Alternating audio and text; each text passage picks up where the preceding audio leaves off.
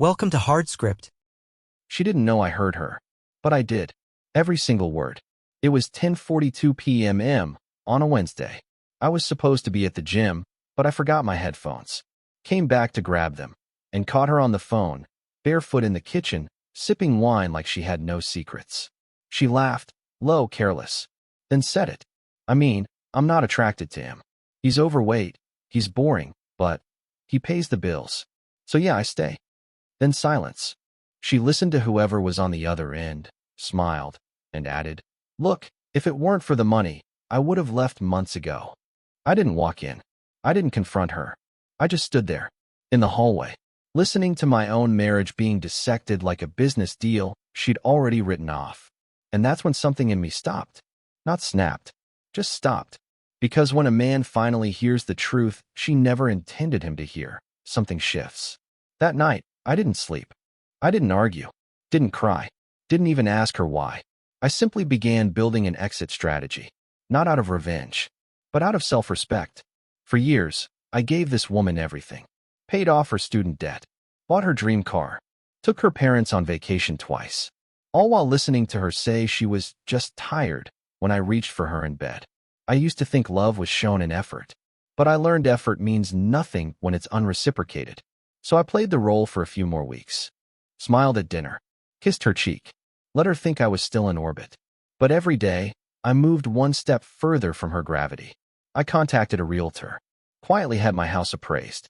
It was only in my name, bought before the wedding, paid in full. She never bothered to ask about the paperwork. She just assumed everything I built was ours. So while she was out getting facials and brunching with friends I now knew mocked me behind my back, I was preparing for a clean extraction.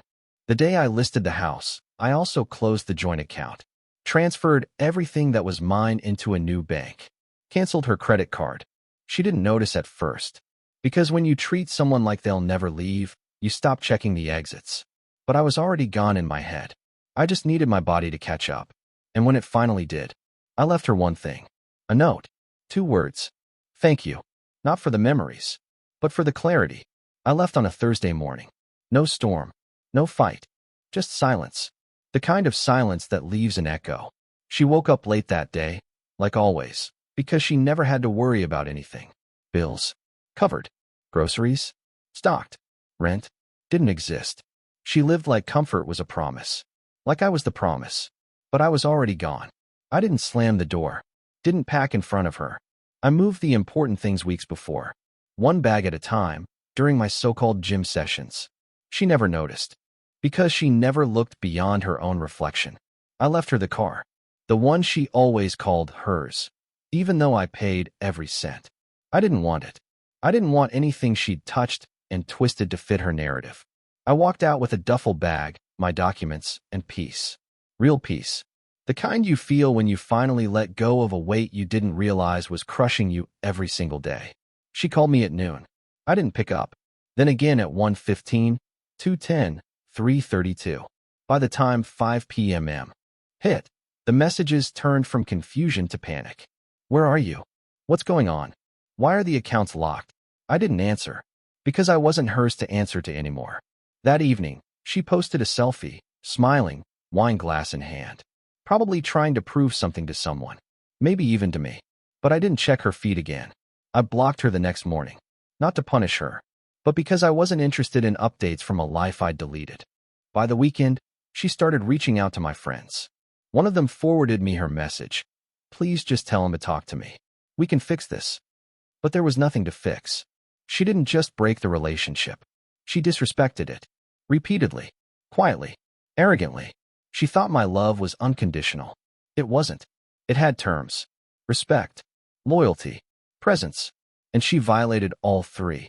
I didn't tell anyone where I moved. Rented a short-term studio with no memories, no history, no shadows. First night there, I sat on the floor, ate a microwave meal, and felt more alive than I had in 5 years. There was no one interrupting me. No one dismissing me. No one calculating what I was worth in dollars. Just me. And my freedom. She kept calling. For weeks. Then one day she stopped. And in that silence, I knew she finally understood. I wasn't angry. I wasn't bitter. I was gone. It took her 3 days to realize I wasn't bluffing, 2 weeks to understand I wasn't coming back, and 1 month to feel the silence. By then, I had already erased her from every corner of my life. Deleted shared accounts, changed insurance beneficiaries, transferred utilities out of my name. Every login, every bill, cleaned and cleared. I didn't know her access to anything anymore. She'd had access to everything. She abused it. Now, she could fend for herself. At first, she tried damage control. She sent a photo of the bedroom, freshly made. Tried to show she was changing, like that would undo years of erosion. Like a made bed would erase unspoken wars. But I didn't respond. Because transformation isn't proven in a weekend. It's earned in silence. And she'd already wasted that currency. Word got around fast.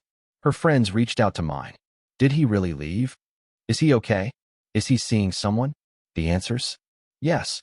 Better than ever. Not yet, but soon. Because I wasn't broken. I was free. The kind of free that comes when you stop waiting for someone to become who they pretended to be at the beginning. I joined a local gym that wasn't filled with influencers or mirrors, just quiet people rebuilding themselves.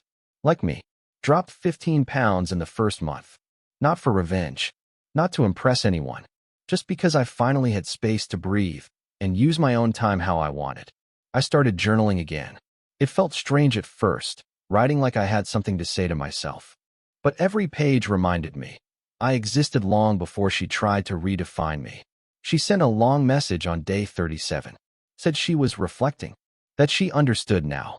That she wanted to make things right. I didn't open it. Didn't even read past the preview. Because when someone only finds clarity in your absence, what they're missing isn't you. It's the access. And I don't reward opportunists. I heard she started telling people we just grew apart. That I changed. That I ghosted her. Let her. She's the one that said I was just a paycheck. She's the one who laughed about me to her friends. And now? Now she's sitting in a house filled with furniture I bought, appliances I installed, and silence she earned. Meanwhile, I was meeting new people. On my own terms. No performance. No pressure. Just honest conversations. Something I hadn't had in years. I wasn't looking to fall in love again. But I was finally willing to love myself enough not to settle for less than respect. She thought I'd spiral. Instead, I evolved. By the second month, the silence had become unbearable for her. Not for me. For the first time in years, I was living without emotional debt. No invisible weight dragging me down. No backhanded comments. No empty stares over dinner. No woman measuring my worth by the size of my paycheck. I was sleeping deeper, eating better, lifting heavier. I hadn't just left her. I'd upgraded myself. But her story was unraveling. She started popping up in places I used to go, almost like she was hoping to accidentally run into me. Our old grocery store, the coffee shop by the gym, even the park where I used to walk on Sundays. She never said a word. She just lingered, waiting. One afternoon, a mutual acquaintance reached out, Melissa, a co-worker of hers. She didn't pick sides, but she gave me a heads up. She's telling people you were emotionally unavailable, she said. That you checked out of the marriage first. I laughed, not because it was funny, but because it was predictable. She knew the truth wouldn't make her look good, so she started repainting the walls with half-truths, making it sound like I was the one who gave up, as if being silent for years was the same as being silenced. But here's the thing, I never explained my side. Not once.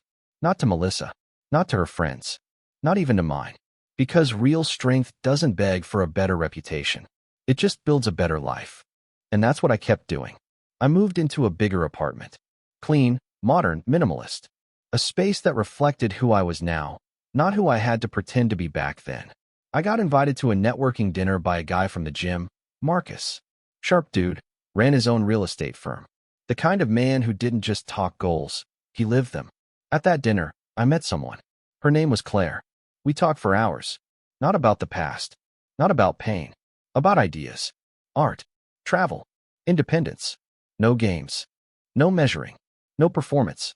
Just two people being real. I didn't tell Claire anything about my ex. Because she didn't need to know who hurt me to see who I'd become. Meanwhile, I found out my ex had listed the house. The same house I sold behind her back and transferred before she could touch it. She couldn't keep up with the mortgage. Not without me. She'd told people she was ready to start over. But the truth? She wasn't starting over. She was scrambling. Because she bet on comfort, not character. And when the comfort disappeared, she had nothing left. I found out she cried in front of her parents. Not because she missed me. Not because she regretted what she said. But because she didn't know how to explain why I was gone. She never thought I'd leave. Not really. She believed men like me, steady, quiet, loyal, never walk. We endure. We bend. We adjust until there's nothing left of us but compliance. But I didn't bend this time. I disappeared. And that broke the illusion she built her image on. Her father tried to reach out. Sent a long email. Said he didn't know what happened, but hoped I could be the bigger man. I respected the man, but I didn't reply. Because I wasn't interested in rewriting history to make her more comfortable. Let her explain it. Let her tell her family why the man who used to show up to every holiday dinner suddenly vanished without a word. She told people I was cold, that I had become distant. But the truth? I was never distant. I was right there every single day, trying to matter to someone who only valued what I could provide. Now she was learning what absence really felt like. She texted me 2 weeks later. Said she finally understood how much I did. That she took it for granted. That she still loved me. But I didn't even finish reading the message. Because love that only wakes up after the loss isn't love. It's fear. Fear of inconvenience. Fear of being alone. Fear of facing the version of herself I no longer buffered. Meanwhile, I was thriving. Not in a loud, flashy way, but in the small, powerful ways that stack quietly. I woke up every morning without anxiety in my chest. I ate meals I actually enjoyed, without judgmental stares across the table. I filled my space with books, music, and clarity. Claire and I had been talking regularly. No pressure, no labels, just simple, honest connection. She never asked what I used to be. She paid attention to who I was becoming. That mattered more than anything. I ran into one of my ex's friends at a coffee shop. She did a double take when she saw me. Said I looked lighter, like someone who had escaped something. I didn't correct her, because she was right. I had escaped. Not just the relationship, but the slow erosion of who I used to be. Every version of myself that begged for breadcrumbs, that tolerated backhanded remarks, that sacrificed dignity for peace, was gone. And in its place, a man who didn't need closure. Because I already gave it to myself the moment I heard her say I was only there for the money. It didn't take long for the facade to crack. Without me there to hold up the frame, her world started to fold in on itself. Mutual friends told me she'd been leaning hard into damage control, posting inspirational quotes about healing and growth, pretending she was in control of the narrative. But people weren't buying it. Because behind every filtered photo was a truth she couldn't cover up. I didn't just walk away. I disappeared without leaving debris. She wanted chaos. Instead, I left her with silence. She thought I'd beg. Instead, I rebuilt. The man she expected to crawl was already climbing. One afternoon, I got a call from my old bank manager. She tried to access the account I closed. Claimed she had rights to it. They shut her down instantly. The paperwork was ironclad. She wasn't prepared for that. Because control was always her currency. And now, she was broke, in more ways than one. She started messaging people we hadn't talked to in years. Old coworkers, neighbors, even my sister, telling them I was having a breakdown, that I'd snapped. But when people saw me, they saw the opposite. Clear eyes, steady voice, purpose in every step. I wasn't breaking. I was becoming. Claire and I had dinner for the first time. No expectations. No heavy words. She asked about my favorite books. I realized I hadn't thought about that in years. Because when you live in survival mode, you forget who you were before you became someone else's version of useful. But now, I remembered. And for the first time, I laughed. Not the polite chuckle I used to fake at dinner parties, but real, grounded laughter that came from the gut. Meanwhile, my ex was slipping. Melissa, her co-worker, sent me a screenshot. She'd been venting to someone else at work. I thought he'd come crawling back, she wrote. Men like that always do. But I wasn't crawling. I was cutting ties. Emotionally, socially, legally. The divorce papers were ready. I had them delivered to her job. No confrontation. No dramatic scene. Just cold clarity with a signature at the bottom. She didn't respond for days. When she finally did, it wasn't anger. It wasn't denial. It was fear. Fear that the story was no longer hers to control.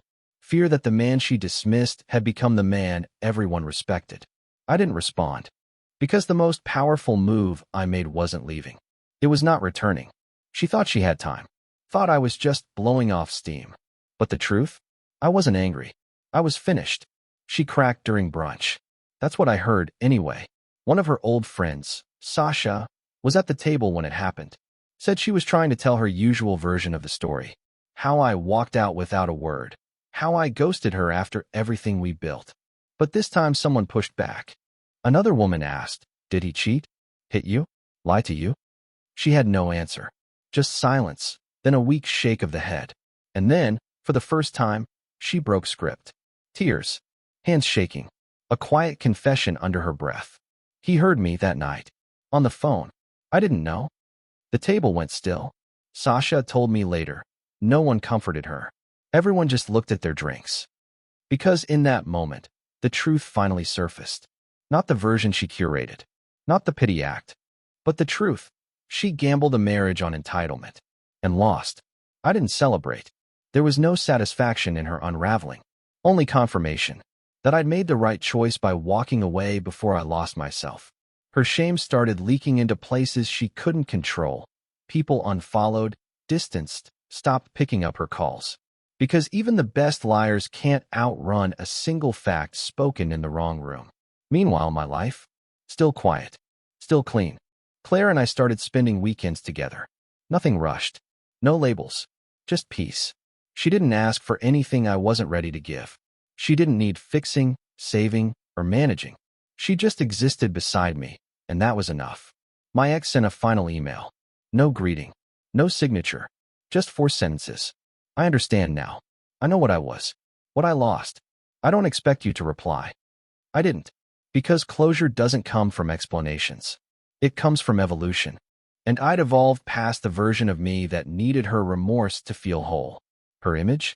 It fractured publicly. Mine? Untouched. Because when you leave with silence and facts, the noise can't follow you. People started reaching out to me. Former colleagues. Old mentors. Even distant relatives. Not to gossip, but to say, "We see you now." And that meant more than anything. Not that they pitied me, but that they respected the man who didn't retaliate. The man who chose dignity over drama. Strategy over screaming. She tried to control the narrative. But narratives don't hold against evidence. And the evidence was simple. I didn't collapse. I leveled up. She showed up at my door. Not metaphorically. Physically. After months of silence, distance, and clean breaks, there she was. Hair down. No makeup. A hoodie I'd forgotten she still had. Eyes swollen, like she hadn't slept. I didn't let her in. She stood in the hallway of my new place, the one she never had keys to, looking like a stranger. And for the first time, I realized just how far I'd come. Not just in miles. In mindset. She started talking fast, too fast. Something about closure, how she never meant it, how she was in a dark place that night on the phone. I said nothing. Because when you're calm, the truth screams louder than any outburst. She paused, waited for me to react. But I didn't know her emotions anymore. She asked if I hated her. I didn't answer that either. Because hate still implies connection. And I was long past that. Then came the real reason she was there. I can't pay the lawyer. I might lose my job. I just need time. And there it was. The ask. Not for love. Not for forgiveness. For support. Just like always. But I wasn't her support system anymore. I handed her a white envelope. Sealed. Already prepared. Inside, divorce settlement papers, final terms, and a notarized statement. No loopholes. No alimony. Just freedom, clean and absolute. Her hands trembled as she held it. "I thought we were building something," she whispered. I looked her in the eye for the first time in months. "We were," I said. But only one of us was using bricks. The other was using gasoline. No raised voice. No bitterness. Just fact. She didn't argue. She couldn't. Because deep down, she knew it was true. She left without another word. I closed the door behind her, slowly, firmly. And with that sound, I felt the final thread snap. She was gone. But more importantly, I was free. That night, I sat alone in silence. Not the empty kind. The peaceful kind. The kind that says, "You don't need to prove anything anymore. You've already won. Claire called later, asked how my day was. I told her it was quiet. She said, that sounds like progress. And she was right. Because healing isn't loud. It's not fireworks or speeches or revenge. It's a locked door, a calm heart, a life you don't need to escape from. A month after the final door closed, I stopped checking the rear view. Not out of spite, out of peace. She stopped posting, stopped showing up in the periphery. Her name didn't come up anymore. Not at the gym, not through friends, not in passing conversations. It was like she dissolved into silence. Or maybe the world just stopped paying attention. Because when the mask falls off in public, people stop clapping. Meanwhile, I had stepped into a version of myself I almost forgot existed. I wasn't just surviving, I was present. My mornings had rhythm. My nights had clarity. And my days? Filled with intention. Claire and I kept things simple. No declarations. Just consistency. She never asked about the past. Never tried to fix or interpret it. She saw the man in front of her, not the wreckage I'd walked through to get here. And that was everything. One Friday, I got invited to speak at a professional summit. A small panel on resilience and rebuilding after personal setbacks. Funny how life works. The man who was once labeled emotionally unavailable, now being asked to speak on healing. I didn't tell my story in full, but I shared this. There's a moment in every man's life where silence becomes a strategy. Not a sign of weakness, but strength. You stop explaining, stop convincing, and you just move. Quietly, cleanly. And in doing that, you don't just walk away, you arrive. The room went quiet. And that silence? It sounded like respect.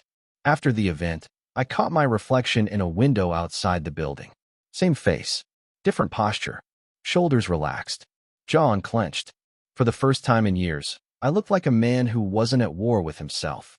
Back home, I pulled out an old photo. One of the last ones we ever took together, me and her. I didn't burn it, didn't rip it. I just placed it in a drawer I no longer opened. Because closure isn't destruction. It's choosing not to carry what no longer fits. That night, Claire and I cooked dinner together. No music, no phones, just conversation. At one point, she said, "You seem lighter these days." I didn't say anything back, because she was right. The weight was gone, and the space it left behind, filled with clarity, discipline, freedom. She vanished. Not with a bang, not with a storm, but with the quiet sound of a door she never thought I'd close. Staying closed. I never blocked her. That would have given her the satisfaction of knowing she still had access to my emotions. Instead, I let her watch. From behind the glass. From the outside. From a place where her presence no longer held meaning. Because when a man truly detaches, you don't hear a door slam. You just hear nothing. I posted a photo one day. Just one. Not for her. Not for revenge. For me. A snapshot of the new life. A calm lake behind me. A subtle smile. No captions. No hashtags. No signals. Just evidence. That I had made it through the fire. And wasn't burnt. Wasn't bitter. Wasn't even looking back. Word got around. People started reshaping their narratives. Suddenly, I wasn't the guy who walked out. I was the man who knew when to walk away. They saw the strength. The restraint. The precision. And her? She was no longer the one telling the story. She was just a footnote in someone else's growth. One day, I got a message request. Her name sitting there like a ghost that hadn't figured out it was already gone.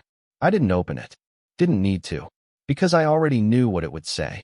Regret has a tone. It always comes dressed as reflection. As if rewriting the past could undo the decision that unraveled everything. But I wasn't available for edits. My life was already printed. Bound.